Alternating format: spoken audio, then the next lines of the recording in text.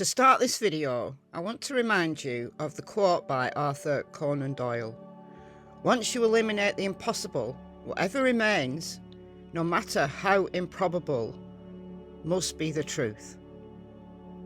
In this video, I'm going to be using the original footage that I shot yesterday as I record this, at the scene where 45-year-old Lancashire mother Nicola Bulley disappeared.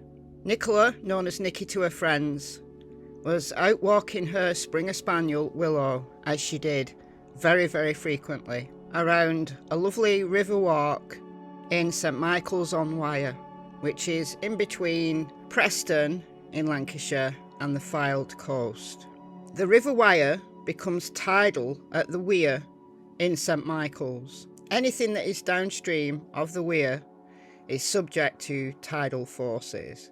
The river coming up to the weir is moving with some force, but upstream it's very gentle, and I was able to paddle in an area upstream yesterday.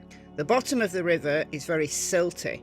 As you go towards the estuary, there are sandbanks and very difficult to navigate. So it's the morning of the 27th of January of this year, and CCTV footage from a Ring doorbell shows Nicola loading Willow, the Springer Spaniel, in the back of her car. She heads out taking her two daughters, aged 9 and 6, to school. She leaves there about 8:43, and she leaves her car in the car park at the school, and she walks up the road to start the river walk. It's not a long walk, it's probably not much more than a mile if she went the route I think she went, and it goes down by the river, past the weir. At 8:50 she was seen on what the locals called the lower field.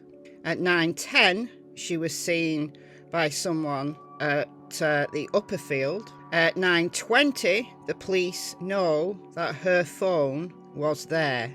At 9:33 someone found Willow loose, agitated and running between the bench and the gate. Willow was off her lead, but her lead and her harness were there around the bench area, and Nicola's mobile phone was on the bench. At 9:01 she logged into a conference call, but the camera was off and she was muted because she was listening to this conference call at work while she was walking Willow. That meeting ended at 9:30 and Nicola didn't log off. So whatever happened to Nicola happened between 9:20 and 9:30. That is what Lancashire Constabulary believe at this moment in time, although they're keeping an open mind. In the press conference on Friday, they outlined their working theory that Nicola fell in the river, this is accidental, and there's no foul play, no third party involved. Lancashire Constabulary have taken a lot of heat on social media, and Nicola's family don't believe she's in that river. On Monday, so yesterday as I record this, a specialist search team from the south of England drove up to Lancashire to assist Lancashire Constabulary, and they brought their very high-tech sonar equipment to assist in that search. Lancashire Constabulary, the search and rescue organisations around Lancashire, Lancashire Fire, the Coast Guard, have all been involved. That land around the river, in the area where Nicola regularly walks, has been gone over with a fine-tooth comb. You'll see when I show the footage just how flat it is and how little coverage there is. So I want to talk you through that footage once again. I played it in a live stream yesterday. I played the whole thing in a live stream yesterday, but I want to take the sound off. I want to just run through with my thoughts as I see it. And I have edited it a little bit down to take out some of the periods where I'm just walking along. That area has been thoroughly searched, on the ground, boots on the ground. Lots of volunteers have been out to help the emergency services. Sniffer dogs have been there, helicopters have been over, drones have been over. There was a drone operator there while I was there yesterday, searching the area again. And the river has been searched. However, with specialist equipment, there's perhaps a greater chance of finding her if she is indeed in the river. Before we get into my footage, I want to play you an update by Peter from the search organisation from the south, known as SGI, and he's giving a quick update. He spoke to Paul, who is Nicola's partner, last night, and he's also telling you what they're going to be doing today. This is Tuesday. I had a long conversation with Paul last night on the phone. We spoke for about 30 minutes, and I was just trying to find out, if Nicola had any stalkers or enemies or anything like that. But he's completely baffled as well. So often you can, start picking into things. But she was a total normally day. She didn't take much with her. And she's just disappeared like she'd been taken by aliens. Yesterday we focused downstream, and it was particularly difficult in lots of shallow areas.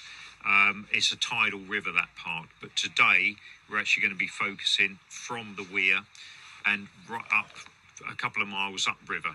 Now, the original area was really well searched by the police underwater search teams, and on the day when Nicola actually disappeared. So I would have expected, and the police would have found Nicola if she had fallen in that river that day. It was thoroughly searched. So what we're doing today, we're not rechecking the police area in case something has drifted down. Nicola could have gone in elsewhere upriver, so we're just going to scan that whole area to be able to confirm or deny that she's there. Now that will probably take us today and tomorrow to do extremely thoroughly.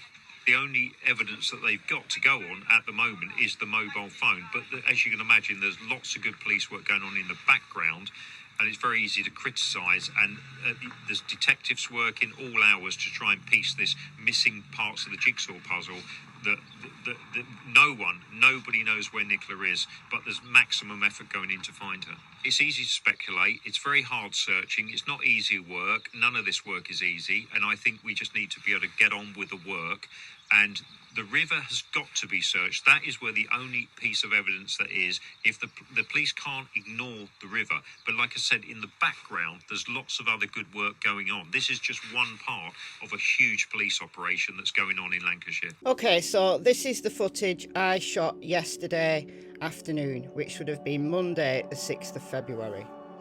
This is the Iron Bridge. There's a walkway over the river here, and just behind that is the road. That's Blackpool Lane leading onto Gorstang Road. Let's start the footage. You're not going to hear my original audio, so I'm afraid you're not going to hear the birds tweeting and the sound of the river in this one. Just me talking over points.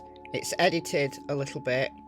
A note to creators, you are very, very welcome to use some of this footage or all of this footage if you want. As long as you credit me, that's all I ask. Okay, let's go. So this is the river wire, and it moves fairly quickly at this point because this is downstream of the weir.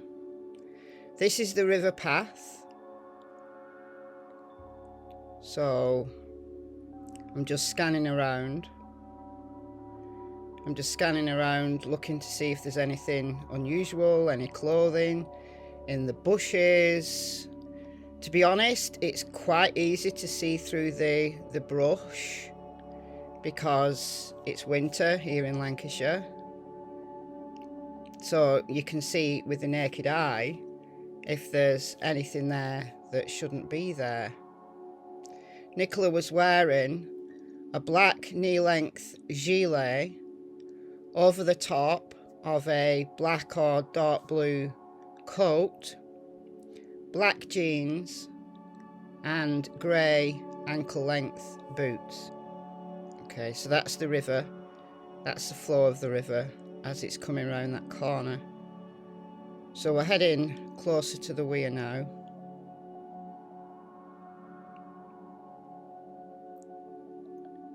Going around this corner. So on your right hand side as I'm walking down this is the river. It's reasonably wide at this point.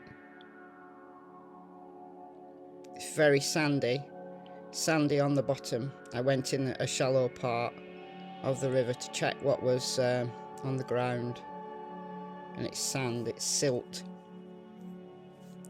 So I'm guessing in some places it's very shallow where sand has built up, and in other places it isn't. It's probably pretty treacherous. So that's CGI's vans, lorries there. On your left hand side there's a farm. You see the farm in a little bit more detail later on. But the farm are allowing the search and the police to have their base, their command centre at the farms. And then we're back looking at the river. So again, you can see the brush. You can see the river is flowing reasonably quickly at this point, quite free flowing at this point. This is just downstream of the weir. You can see how steep the banks are. This river floods, so you'll see some man-made flood defences as we carry on through this walk. And from the weir downstream all the way to the estuary, it's tidal. The banks are steeper than they look. They really are. So when you're looking at photographs of this place, you really don't get a feel for how steep it is until you're actually there. I'm right at the edge of the bank there. Right at the edge of the bank. Because there's a little bit of overhanging brush.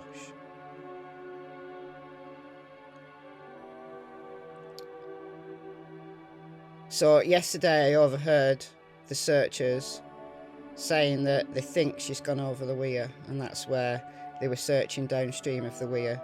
You heard Peter there saying they've got to rule out the possibility of her going in upstream. And, you know, she's in a place unexpected. He said that the only piece of evidence they've got is the mobile phone on the bench. That's not true. The biggest piece of evidence is Willow. Where Willow was found was at that riverbank. Where Nicola's phone was found, she was agitated. So the footage changes from nice landscape to a vertical because I did a live stream here. So I've got the footage from my live stream, and I was using the YouTube app, so I couldn't find a way to do it landscape.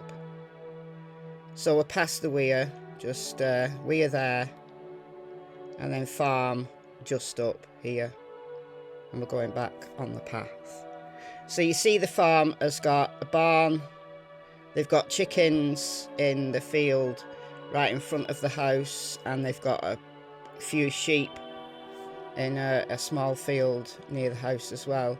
They also run a small family business, which is a caravan park. They've got about 10 maybe caravan units that they rent out to campers in summer.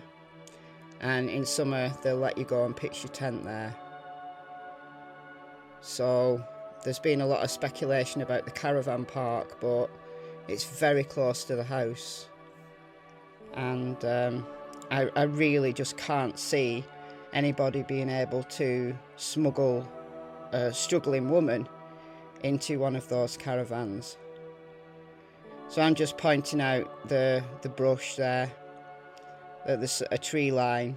I'm still walking along the path, obviously, but the river kind of loops round, and this path picks up the river again in a minute. So here I've jumped to the area, so it's just a short walk along that paved path. And I'm just showing there that Cassie could get under that fence, because one of the theories is that Nicola was abducted and they trapped Willow behind this gate. So there is a metal gate, but it's very easy for a dog of Cassie's size to get under that fence. That's the bench where the mobile phone was found, and then the lead and the harness were found also. And Willow was loose, agitated. Presumably when she heard a human coming, she ran to the gate. But we don't know, up to the point of that human coming, whether she'd been standing by the river. Because here's my theory. Standing there, let me just point out the bank. I'm within, I'd say, 3 feet of the bank. I didn't go any closer, and I'm glad I didn't, because Cassie would have pushed me in because she jumped up at me. It's very slippery. You'll see when I pan round that the bench is on a flat, but the hill slopes down. And then at the edge of this bank here, this is a sheer drop. And just by looking at the photos of, the searchers, either taken from this opposite bank or in the river, this, I would estimate, from this area here, right at the edge of the bank, down to the bottom of the river, I'd estimate between 10 and 12 feet. People have speculated whether she's been abducted and taken to the abandoned house, which is here, right across from the bench. There's an abandoned property there. It's not actually abandoned, it's just being renovated. So TikTokers who are saying there's a light on. Yes, there is a light on because there's people there. There's people there renovating it. So yes, it's got electricity, it's got heating, it's being renovated. So they have to have got Nicola down a 10 to 12 foot drop, get her across the river, and then get up the banking on the opposite side, which isn't quite as steep actually, by the looks of things at that point. But it's treacherous. And as I was standing here, and Cassie was trying to get in the river, but she wouldn't jump in. And Cassie loves water. She goes in a little bit later when the bank is shallow. She would not jump in. That's 10 to 12 foot drop.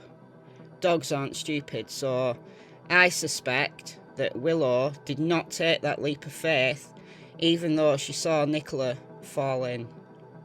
She did not take that leap, and good on her, because she probably would have died, because she wouldn't have been able to get back up the banking. So Cassie was aware of the danger. She could have jumped. I would have saved her because she was on a line. But people have said the river's very, very quiet there. Can you see just the steepness of that little kind of slope? So if you were standing there, maybe, I don't know, playing with Willow, having the conference call on either loudspeaker or with earbuds in, and you're just playing with Willow, a freak accident could have happened. Whatever is improbable when you've excluded everything else must be the truth. And Cassie jumped up at me there, and I lost my footing and I stumbled backwards. If I'd been right on the edge, I would have gone in. So we're going back on the path now, and this is the lower field, and it's very flat. Now the path's raised because these are flood defences, because this river floods. It's quiet at the moment, it's low at the moment. And Nicola was seen here on the lower field about 8:50, so she was walking in this direction. She was seen in the next field coming up, the upper field, at 9:10, so she was taking a slow, leisurely walk. So you can see how raised up the paths are. That's the flood defences. So the river is, yes, there's a current, of course, because it's a river and it's moving. But people have said it's too shallow to drown. But my theory is this: what if she'd have been standing reasonably near the edge, but not maybe precariously, but she slipped? Maybe Willow jumped up at her, she slipped. And what if, right, even though that river is only really shallow, what if a 10 to 12 foot drop, just looking at the hedgerows there, just to point out that it is easy to see through the hedgerows. So if Nicola had been abducted, where would they have taken her? So we're back to the better view now. So we've moved on just a little bit. This is the upper field, and this was where Nicola was seen around this area at 9:10. So yeah, the bank at the bench is 10 to 12 foot. right, to the bottom of the river. What if Nicola had fallen in, maybe backwards, landed on her back, completely winded, may have knocked her out? We don't know. We know it's sandy, silty at the bottom, but we don't know if there's rocks there. I couldn't see. I couldn't get close enough. If she'd gone in head first, she could have, again, banged her head, broken a bone. If she tried to land on her feet or on her arms, she could have broken a bone in her limbs, at least an ankle. But if she'd been knocked out, or close to being knocked out, there's no way she'd have been able to get up, find a place on the bank. She could have been knocked completely out, and then the river's just taken her. If she was conscious and injured, disoriented, trying to fight the river, even though it's shallow, people have said, oh, it's only 40 centimetres there. It changes a lot. It changes a lot. It is pretty low at the moment, as you can see. This would be river. It's just exposed bottom of the river, because the river's low at the moment. But you can see Cassie there. Once it's an easy route in, she's straight in the river for a swim. I'm poking down just to see what the ground's like underneath. It's just all sand, but I went in to about mid shin, so maybe a foot, not quite a foot deep, and it was holding my weight okay. I didn't go right in the middle. I would estimate maybe 4 foot right in the middle, maybe a little bit less, maybe closer to 3 foot. I didn't go right in the middle because I wasn't sure how stable that bottom was, because I was putting my stick in there and I wasn't feeling a bottom, so I didn't want to risk it. Not that I thought I would drown or anything like that. I just didn't want the walk of shame, you know, getting my boot stuck, falling over, as I did the other day in my river demo, my creek demo. I didn't want the walk of shame, honestly. Okay, so I'm going back up the bank now. So that's just a demonstration of what the bottom of the river, the Constitution, is. Where I live, about 25 miles away from here, kind of all the creeks are full of mud, like clay. But this is much nearer the coast. This is maybe 10 to 13 miles of river to the coast. And the river wire widens out into the estuary, and then feeds into Morecambe Bay and ultimately the Irish Sea. So what you see here, this very narrow river gets a lot more water introduced to it because there's a confluence of this creek. So this is the River Wire, but this creek joins it, and that's an increased amount of water coming in. So as the river goes this way, and then it goes round a corner, and then it's a straight run down to the bench. It's got an increased force of water. So up to the bench, it's still not quite up to the weir, but it's gathering force. It's still shallow, but it's gathering force. And then once you're over the weir, then it's tidal, much more dangerous. So I'm just pointing out here, this is some holiday cabins, and it's around Rowan Water, and I'm just kind of trying to point out possible ways to abduct a woman. So you'd have to be able to get through that fencing. The update from Lancashire Police yesterday was that Rowan Water had been cleared. The CCTV there.